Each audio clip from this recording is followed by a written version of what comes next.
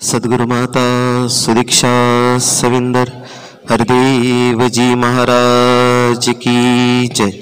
निरंकारी राजमाता गुरुवचन अवतार की जय।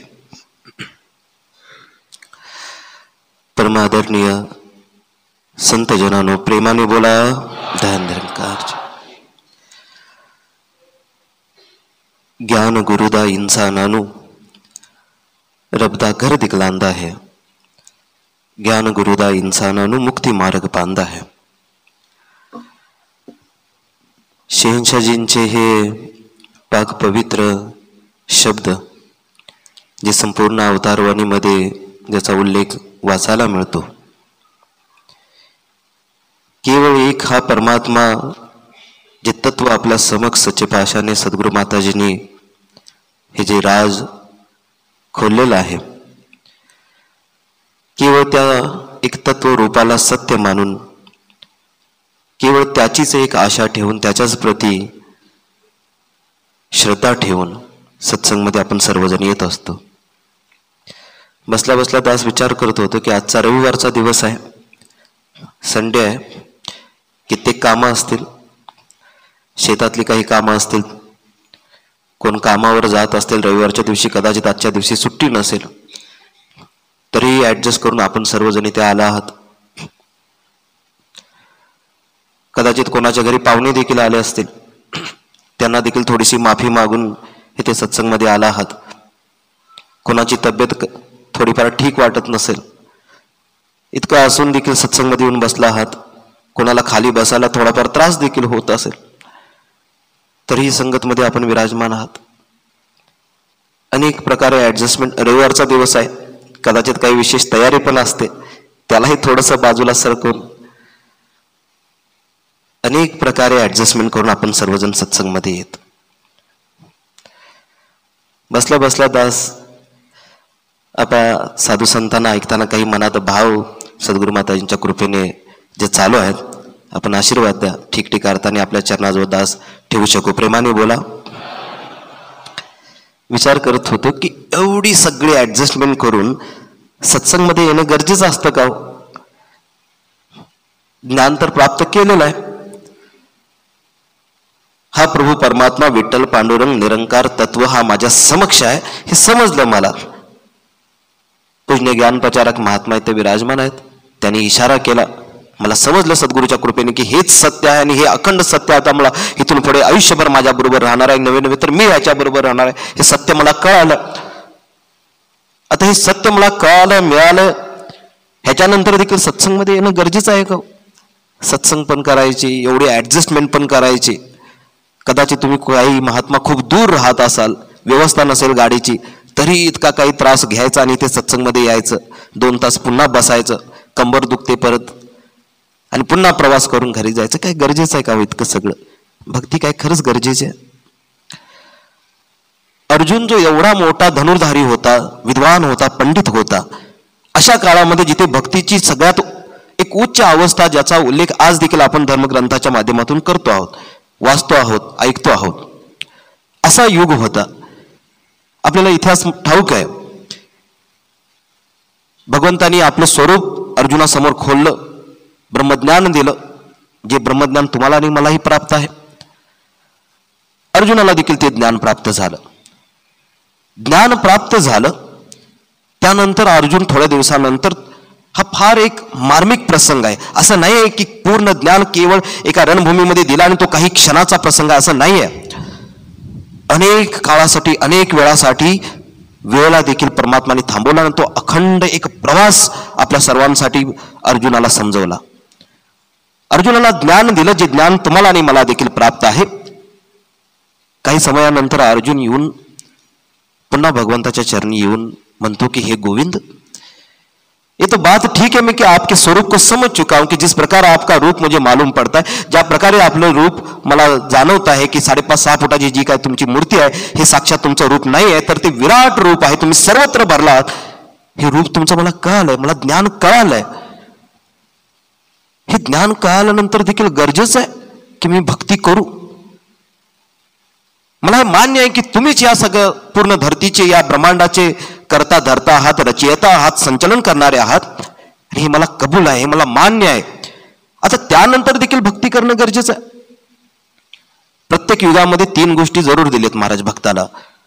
ज्ञान दिल्यानंतर भगवंतानी श्री अर्जुनाला देखील समजवलं होतं की तू साधू संतांच्या पंडितांच्या संगतीमध्ये राहा. अर्थात आपल्याला जे समजवलं की सत्संग करा, ज्या स्वरूपाचं दर्शन तुला मी करून दिले या स्वरूपाचं तू निरंतर ध्यान कर. अर्थात आम्हाला देखील सिमरन दिलंय. साधू संतांची अखंड सेवा करून तो आनंद प्राप्त कर या जीवनामध्ये. आपल्याला देखील सेवेचं मर्म सद्गुरू माताजींनी दिलंय, अर्जुनाला देखील दिलं होतं. इतकं सगळं असताना देखील अर्जुन पुन्हा जाऊन प्रश्न विचारतो भगवंताना की भगवंत, हे प्रभू, हे गोविंद, काय भक्ती गरजेची आहे आणि मी ती का करावी, जेव्हा की मला तुमचं स्वरूप मान्य आहे आणि मी ते पाहिलंय देखील, मला मान्य आहे, का करावी. दासने जसा प्रश्न केला ना की इतकी सगळी ऍडजस्टमेंट करायची आणि तरी देखील सत्संगमध्ये येऊन बसायचं, काही वेळेला त्रास देखील होतो शरीराला.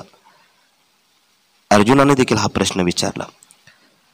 फार सुंदर, मार्मिक, स्ट्रेट फॉरवर्ड उत्तर भगवंतानी अर्जुनाला दिले. महाराज दास समजतो की ती समजण्यासाठी बालसत्संगच्या मुलांना देखील ते समजेल उत्तर, इतकं सोपं.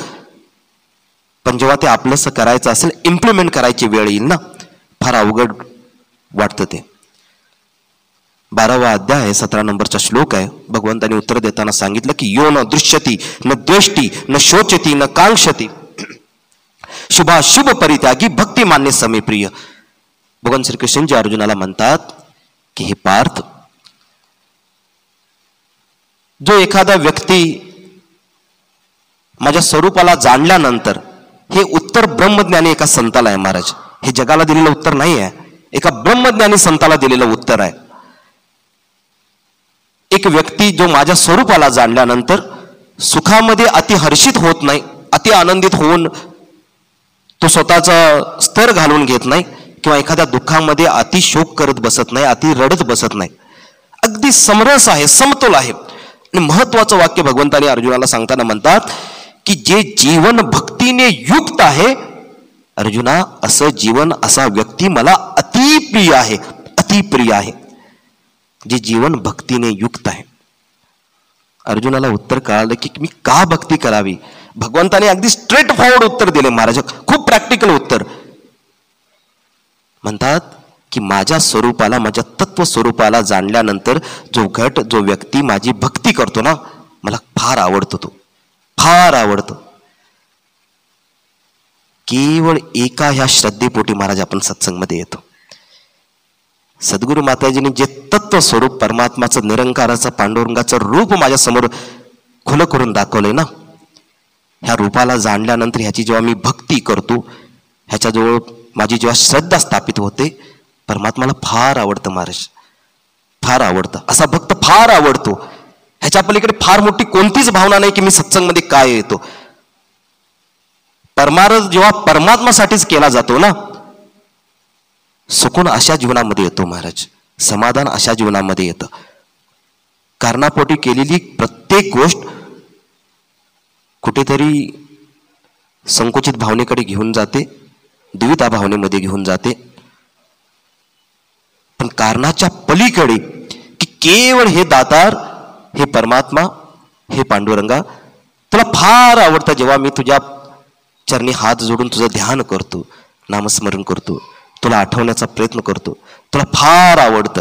ह्या भावनेतून केलेली भक्ती, निष्काम हा शब्द प्रत्येक वेळा आपण वापरत असतो की निष्काम भक्ती व्हावी, निष्काम सेवा व्हावी, निश्चित भावनेने भक्ती केली जावी.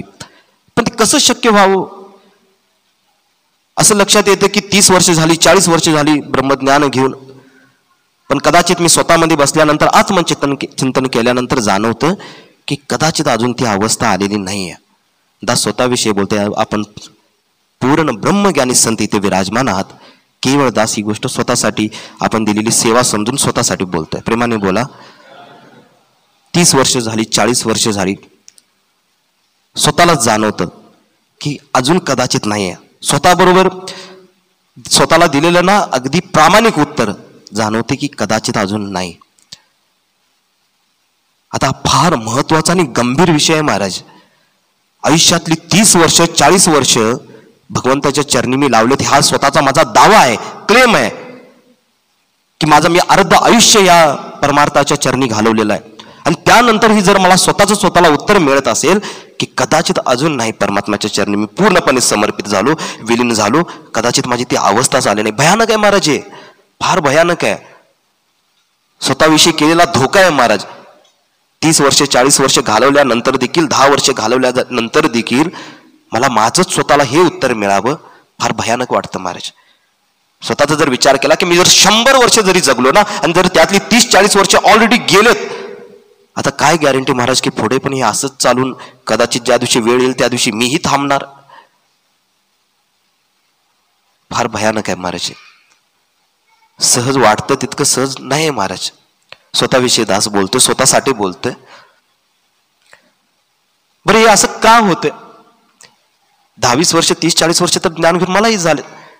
का असं होतं की परमात्म्याच्या चरणी पूर्णपणे विलीन नाही किंवा पूर्णपणे ह्याचा अहसास, ह्याच्यासाठीच मी जगत पण नाही का? साधं सोपं आणि सरळ उत्तर आहे महाराज. बघा, एखादा व्यक्ती आहे, शेजारी असेल, कुणी असेल, त्याला अर्ध्या रात्रीत जाऊन ना, रात्री 2-3 वाजता जाऊन एखादी गोष्ट विचारली की असा असा प्रॉब्लेम झालाय, अशी गोष्ट बिघडली आहे, काय करायचं सांगा. किंवा रात्रीत फोन केला त्याला, एखाद दुसऱ्या मिनिटामध्ये फक्त डोळे उघडायची वाट आणि तो उत्तर देऊन टाकतो. एक काम करा, ह्यांना फोन करा, तुमचं काम होऊन जाईल. नाही तर एक काम करा, इथे जा, तुमचं काम होऊन जाईल. असं करा म्हणजे होऊन जाईल. आणि होतं देखील महाराज तसं. अगदी अर्ध्या रात्रीत एखाद्या संसारिक प्रश्नाचं उत्तर विचारावं आणि तो सहज उत्तर देऊन टाकतो आणि काम होतं देखील. का बरं असं झालं?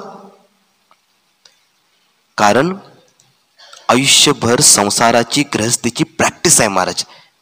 एक अभ्यास केलेला आहे. ज्यानं उभं आयुष्य संसारामध्ये खचित केलंय, ह्याच गोष्टी केल्यात, त्याचा अनुभव देखील तगडा आहे महाराज. अगदी मजबूत झाला अनुभव. तो संसाराच्या गोष्टी सहज करतो, सहज. अर्ध्या रात्रीत देखील विचारलेल्या प्रश्नाचं उत्तर सहज देऊन टाकतो. त्याच्या पलीकडे ही माझी अवस्था स्वतःची सांगितली की एखाद्या वेळी अर्ध्या रात्रीत मला विचारावं आणि सहज उत्तर द्यावं. पण त्याच वेळी जसा पूज्य ज्ञानप्रचारक महात्मा म्हणत होते की परमात्माचा आनंदाने नाम घ्यावं. आता बारकाईने ना स्वतःला चेक करूया महाराज.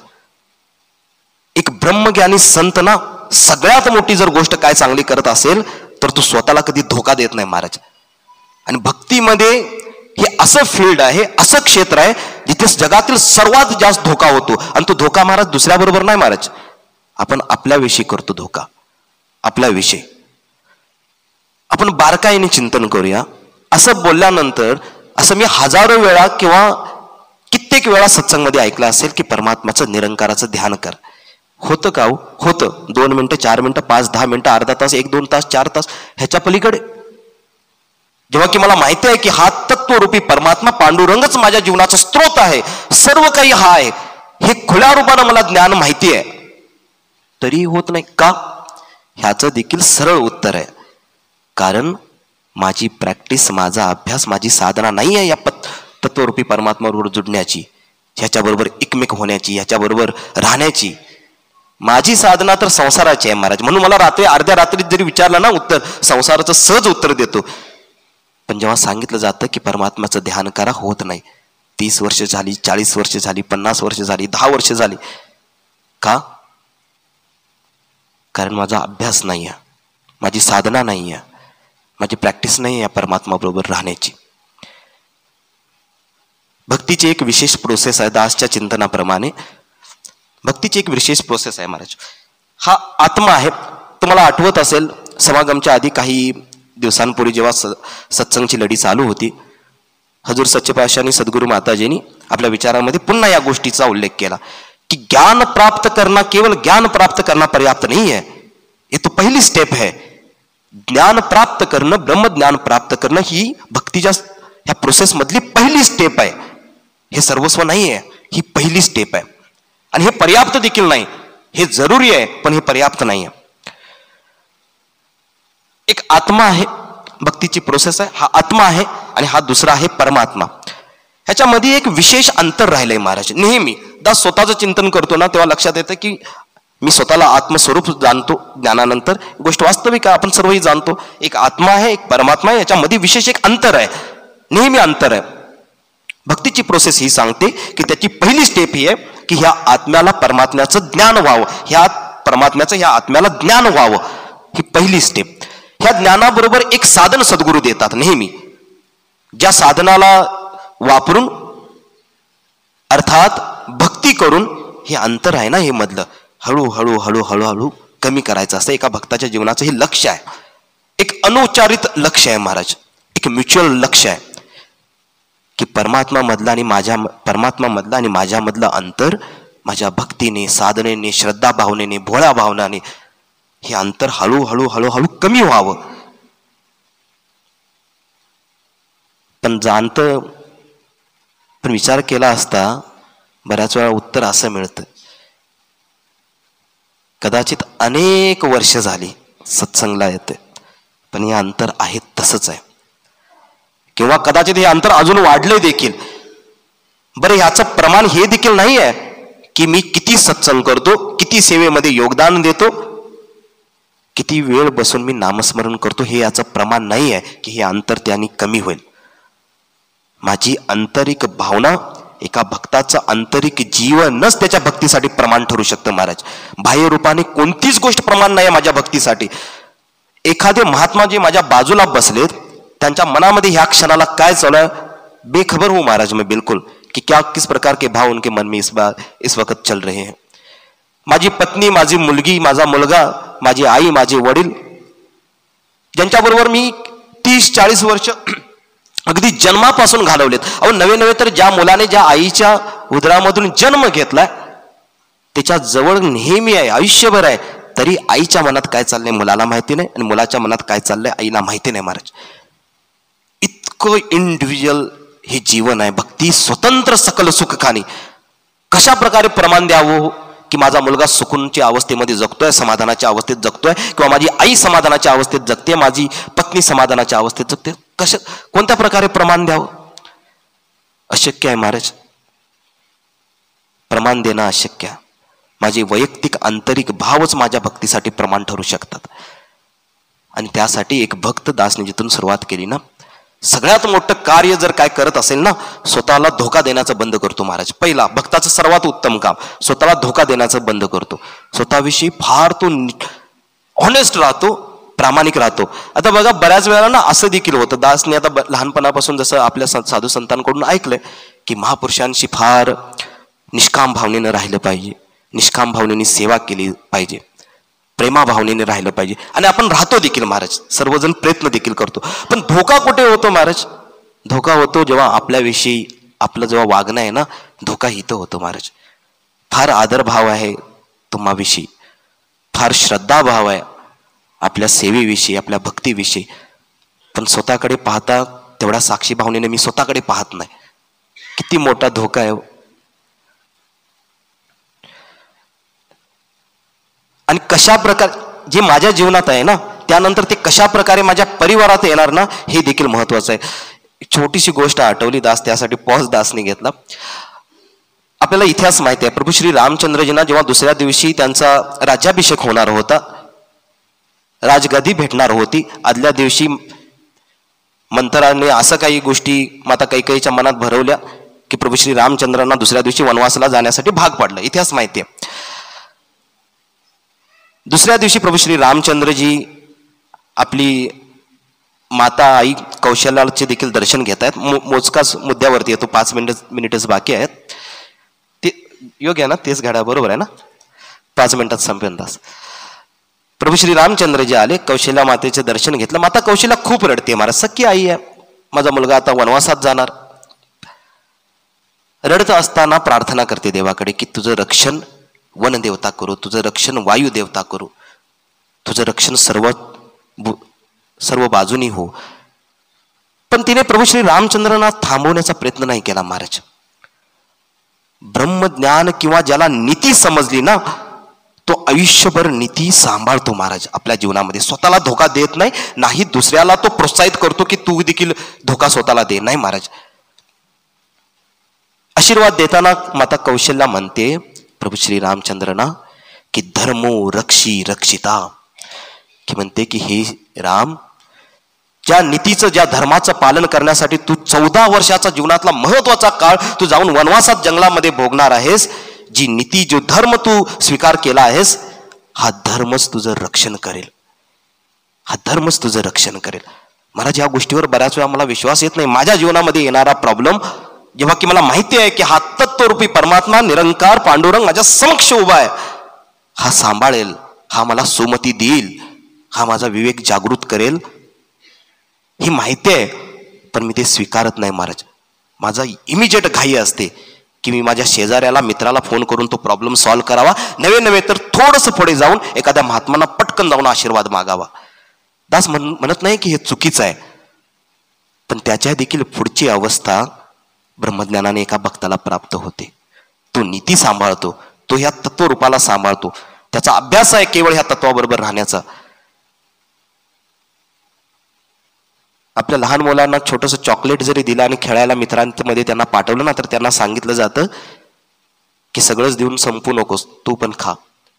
नीती शिकवली जात नाही महाराज. माता कौशल्याने प्रभू श्री रामचंद्राजींना नीती स्वतःही वापरली आणि शिकवली महाराज. प्रभू श्री रामचंद्राजींनी सहज स्वीकार केला त्या गोष्टीचा. 76व्या समागम मध्ये पहिल्या दिवसाचं सूत्र होतं महाराज समर्पण. दुसऱ्या दिवशी सूत्र देताना सद्गुरू माताजींनी दिलं होतं स्वीकार. इतिहासामध्ये ह्या गोष्टीचा उल्लेख येतो महाराज. सद्गुरू माताजींनी नवीन गोष्ट नाही सांगितली महाराज, नेमकं मर्म समजवलं, मर्म. आता ते समर्पण देखील पहिला दिवस आठवला. एक छोटीशी पुन्हा एक गोष्ट आठवली. हनुमानजी प्रभू श्री रामचंद्रजींच्या भेटीला गेले. ती घटना सर्व घडली होती. लंका दहन झालं होतं, सगळं झालं. प्रभू श्री रामचंद्रजी बसलेत, समोर जातात हनुमानजी. त्यांना पाहताच प्रभू श्री रामचंद्रजी हसतमुखाने म्हणतात की हनुमंत, आप तो बड़े महान हो, आप शक्तिशाली हो, आप बड़े योद्धा हो, आप बलवान हो, आपने पूरी लंका जला दी, तुम्ही संपूर्ण लंका जाळली, तुम्ही बलवान आहात, शक्तिशाली आहात, विद्वान आहात. जसं इतकंच म्हटलं ना, हनुमंतानी प्रभू श्री रामचंद्रजींना साष्टांग दंडवत घातला महाराज. पाय पकडले. प्रभू श्री रामचंद्रजींनी त्यांना हाताला पकडलं, उभं केलं. म्हणतात हे काय करत आहात? मी खरं बोलतोय, अख्ख्या जगाने पाहिलं की तुम्ही लंका जाळली, मी स्वतः पाहिले तुम्ही लंका जाळली, किती मोठं महत् कार्य तुम्ही केलं, तुम्ही लंका जाळली. हनुमंतांचं उत्तर आहे महाराज, म्हणतात की प्रभू तुम्ही मला ब्रह्मामध्ये नका टाकू, लंका मी नाही जाळली. म्हणतात लंका मी नाही जाळली. सोनं कधी जळतं का हो? सोनं कधी जळत नाही, तरीही जळालं. लंका तर तुम्ही जाळली आणि म्हणता की लंका मी जाळली. म्हणतात लंका मी नाही जाळली, लंका तर तुम्ही जाळली. एका भक्ताच्या जीवनामध्ये मिळालेली सर्वोत्तम कला आहे महाराज. माझ्याकडून होणारा प्रत्येक कर्म, छोटी गोष्ट जेव्हा आपल्या इष्ट परमात्म्याच्या चरणी पूर्ण रूपाने अर्पण करतो ना, समर्पण त्या जीवनामध्ये होतं महाराज. पहिल्या दिवसाचं सूत्र सद्गुरू माताजींचं, समर्पण त्या जीवनामध्ये होतं. एखादी भगिनी एक सुंदर भाजी बनवते, जेवण बनवते, फार स्वादिष्ट. महात्मा जसं खातात ना, म्हणतात की वा काय आज भाजी बनली आहे. आता त्या भगिनीने हे जर उत्तर दिलं तर, अहो भाजी नव्हती, इतकं दूर जावं लागलं, तिथून आणली भाजी, हे नव्हतं घरात, ते जाऊन आणलं, किती मेहनत लागली आणि मग भाजी बनली आहे. मनमतातलं उत्तर आहे महाराज. पण तेच जर भगिनीने हात जोडून म्हटलं तर घरात भाजी नव्हती हो, काय सामान देखील नव्हतं, माताजींना प्रार्थना केली, म्हटले की तुमचे संत आहेत घरात आणि हे सद्गुरू माताजींनीच बनवलंय. पक्के हे भाव आहेत महाराज, जे हनुमानजीवाले भाव होते, हनुमानजीचे भाव होते. केलेलं कर्म आपल्या इष्टच्या चरणी अर्पित करणं. गोष्ट छोटीशी आहे महाराज, पण दासने ज्या गोष्टीला आरंभ केला ना, सुरुवात केली ना, ही साधना आहे, ही प्रॅक्टिस आहे, ब्रह्मज्ञानाची ही प्रॅक्टिस आहे महाराज. केलेलं प्रत्येक कर्म प्रभू परमात्म्याच्या चरणी अर्पण. महात्मा शेतातून दमून थकून येतात, तरी देखील काहीतरी येता घेऊन येतात घरामध्ये. आणि ते भगिनी म्हणते की बरं झालं, किती दिवस झाले हे वस्तू पाहिजे होती, घरात तुम्ही घेऊन आलेत. महात्मा म्हणतात की किती जड होती, शेतातनं आलोय, थकलोय, एवढं सगळं तरी आणली. मतातलं उत्तर आहे महाराज. पण तेच उत्तर देतात, 4-5 दिवस झालं मी देखील ती घेऊन यायचं म्हणत होतो, जमलंच नाही, आज थकलो होतो इतकं, पण काय माहिती काय माताजीने ध्यान दिलं आणि घेऊन आलो, सद्गुरू माताजींची कृपा. हे हनुमानजीवाले भाव आहेत महाराज. गोष्ट किती छोटीशी आहे, पण फार मोठी साधना आहे महाराज. की एका भक्तानं आपल्या जीवनाला दिलेलं वळण आहे महाराज, हे की केवळ हा परमात्मा हे तत्व करता आहे आणि त्याच्या प्रती मी समर्पित व्हावं पूर्ण. पहिल्या दिवसाचं सद्गुरू माताजींचं सूत्र. तिसऱ्या दिवसाचं सूत्र दासला जर 1-2 मिनिटं दिली तर संपवतं महाराज. तिसऱ्या दिवसाचं सूत्र महाराज, मोक्ष मुक्ती. सद्गुरू माताजींनी तिसऱ्या दिवशी दिलेलं सूत्र. विषय हा होता की हा आत्मा आहे, परमात्मा आहे, याच्यामध्ये एक अंतर आहे. आपल्या भक्तीने महाराज एकच गोष्ट होणार आहे, हे अंतर हळूहळू हळूहळू कमी होणार आहे महाराज. परमात्मा मधला आणि माझ्यामधला अंतर. ज्या क्षणाला हे जाणवेल ना, हे अंतर लगभग मिटलंय, संपून गेलंय, ह्याच गोष्टीला महाराज मोक्ष किंवा मुक्ती म्हणतात, जिथे परमात्मामध्ये आणि माझ्यामध्ये अंतर राहत नाही. 18वा अध्याय 46 नंबरचा श्लोक आहे. यथा प्रवृत्ती भूताना येन सर्व विंदत तम स्वकर्मना त्यम बर्च सिद्धी विंदती मानवा. भगवंतानी श्री अर्जुनाला देखील दिलेलं हेच सूत्र आहे की माझ्या तत्व स्वरूपाला जाणून जो माझ्या आज्ञेनुसार आपली भक्ती करेल, माझी पूजा अर्चना करेल, तो गट हळूहळू हळूहळू हळू साधनेने महाराज, अभ्यासाने, आपल्या भक्तीने मोक्ष मुक्ती निर्वाणास उपलब्ध होईल. एका क्षणात नाही महाराज. म्हणून सद्गुरू माताजी म्हणाल्या होत्या की केवळ ज्ञानप्राप्ती पर्याप्त नाहीये, ज्ञानोपरांत एका भक्ताची अवस्था ठरवेल की कोण सुकून आणि समाधानामध्ये जगेल आणि कोण मुक्तीचा मोक्षाचा हकदार होईल. तिसऱ्या दिवसाचं हे सूत्र महाराज. दास वेळेअभावी थांबतो आणि कन्क्लुजन आहे एकच आहे. स्वतःला स्वतःचा प्रश्न विचारावा की मला इतके वर्ष झालेत, भक्तीचा हा प्रवास सुरू झालाय, माझ्या आणि परमात्म्यामध्ये किती अंतर आहे. मला स्वतःला जाणवतो की खूप अंतर बाकी आहे. भगिनी किंवा पत्नी छोटीशी एक गोष्ट बोलते आणि माझा आवाज इतक्यावर जातो, मला जाणवत देखील नाही की त्यांच्यामध्ये निरंकार आहे, परमात्मा आहे. पण एक तत्वज्ञानी, एक ब्रह्मज्ञानी संत महात्मा प्रयत्न करतो. जसा घरातून कुठून तरी बाहेर येतात, भगिनी दरवाजा खोलते, दरवाजा उघडते, त्यावेळी ह्या नजरेने बघतो की यांच्यामध्ये निरंकार आहे. ती भगिनी देखील त्या नजरेने बघते की आमचे हे आले पण यांच्यामध्ये निरंकार आहे. पहिल्या दिवशी कसं तरी वाटेल महाराज, असं कसं बोलायचं की यांच्यामध्ये निरंकार आहे, परमात्मा आहे. पहिल्या दिवशी थोडं कसं तरी वाटेल. दुसऱ्या दिवशी, तिसऱ्या दिवशी, चौथ्या दिवशी, 6व्या 7व्या दिवशी महाराज जाणवायला लागेल. जसे ते दरवाजात येतील ना, त्या दिवशी मला जाणवेल की माझा निरंकार समोर उभा आहे. आपल्या पत्नीकडे बघताना हे जाणवायला लागेल माझ्या महाराज, आपल्या मुलाकडे बघताना जाणवायला लागेल की हा निरंकार माझ्या समोर उभा आहे. ही साधना आहे महाराज, प्रॅक्टिस आहे. आणि ह्याच्यासाठी प्रमाण नाही आहे की 30 वर्ष, 40 वर्ष की 50 वर्ष. बाल संगतच्या महात्माला देखील समजवलं जातं की सगळ्यांमध्ये निरंकार आहे. आणि तुम्ही बघा, दासने बऱ्याच बाल संगतमध्ये ही गोष्ट पाहिली आहे. 100-200ची बाल संगत मुंबईमध्ये आहे, त्याच्यामध्ये एक तरी छोटा संत असा असतो, त्याला मान्य असतं महाराज, जे सांगेल ते मान्य असतं. तो घरामध्ये पण जातो आणि मम्मी पप्पांना असा धनंकार करतो, धन निरंकार. का बरं? कारण ह्यांच्यामध्ये निरंकार आहे महाराज. ह्या महात्माची साधना सिद्ध होते. ह्याच्यामधले आणि परमात्मामधलं अंतर कमी आहे महाराज, फार कमी आहे. आणि ही साधना जेव्हा अजून वाढत जाईल ना, हे अंतर मिटणार आहे महाराज. पण स्वतःकडे पाहताना जाणवतं की कदाचित हे अंतर असंच आहे. वेळावेळी दास समजतो की पुढे जाणं योग्य नाही. सद्गुरू माताजींच्या पावनचरणी अरदास प्रार्थना की आम्ही हेच लक्ष घेऊन आलोत महाराज, की केवळ तुम्हाला ही पसंत आहे गोष्ट की आम्ही तुमची भक्ती करू, बंदगी करू, प्रार्थना करू, आम्ही तुमच्याप्रती श्रद्धा ठेवू आणि हे तुम्हाला आवडतं. त्याच भावनेतून आम्ही सर्वजण सत्संगमध्ये येतो. आमच्या हृदयामध्ये अखंड असे भाव स्थापित राहावेत. त्याचबरोबर माझी अखंड साधना भक्तीची होत राहावी. लहानपणी एक गोष्ट महात्मा नेहमी आम्हाला सांगायचे सत्संगमध्ये, ती सत्संग तुमच्यासाठी फलदायी आहे. ज्या सत्संगमध्ये तुम्ही काहीतरी एक भाव घेऊन गेलात आणि तो दिवसभर वापरला, ती सत्संग तुमच्यासाठी फलदायी आहे. नाही तर तुम्ही कित्येक वर्ष सत्संग केलेत, लक्षात देखील नाहीत की कोणत्या सत्संगमध्ये काय बोललेत आणि मी ते वापरलं देखील नाही, त्या सत्संग तुमच्या काय कामाच्या जी सत्संगमध्ये तुम्ही वापरलंच नाही. पण ती सत्संग फलदायी आहे ज्या सत्संगमध्ये तुम्ही एखादा असा भाव घेऊन गेलात आणि दिवसभर तो भाव वापरलात, उद्याही वापरलात, परवाही वापरलात, ते सत्संग फलदायी महाराज. तुम्ही सारे श्रद्धावान आहात. ह्या भावनेतून आज सत्संगमध्ये इथे आला आहात. दासने जिथून आरंभ केली ना, इतके ऍडजस्टमेंट करून ह्या भावनेतून आला आहात की सद्गुरू माताजींचं वचन एखाद्या मुखातून येईल, ती मी माझ्या हृदयाला गाठ बांधून घेऊन जाईन आणि दिवसभर वापरेन. आज महाराज ना, इथून जाताना खाली हाताने दासची प्रार्थना आहे आणि दाससाठी देखील तुम्ही प्रार्थना करा की मी देखील ना इथं सगळं सोडून इथे जाऊ नये, खाली हाताने जाऊ नये महाराज. आपण तर महाराज स्वतःला राजकुमार समजतो, राजकन्या समजतो, कारण परमात्माची लेकरं आहोत. आणि त्यांनी खाली हाताने जावं, एका तत्वज्ञानी ब्रह्मज्ञानी संताला ही शोभा नाही देत की त्यांनी यावं आणि त्याला भरभरून दिलेलं तो इथेच सोडून सगळं जावं. एक भाव असा घेऊन जावा, आज घरच्यांना विसरावं, थोडंसं परिवाराला विसरावं, म्हणजे राहावं त्यांच्यामध्ये, पण एखादा भाव, एखादी अशी साधना जी आज दिवसभर केवळ परमात्मासाठी, सद्गुरू माताजींसाठी मी आज त्याची प्रॅक्टिस करावी, साधना करावी, त्याचा अभ्यास करावा. प्रबंधक महात्मांचे मनापासून आभार, ज्याने हा इतका सुंदर मोका दिला आशीर्वाद घ्यायचा. संयोजक महात्मांचे देखील विशेष रूपाने पूजनीय ज्ञानप्रचारक महात्मा येतात.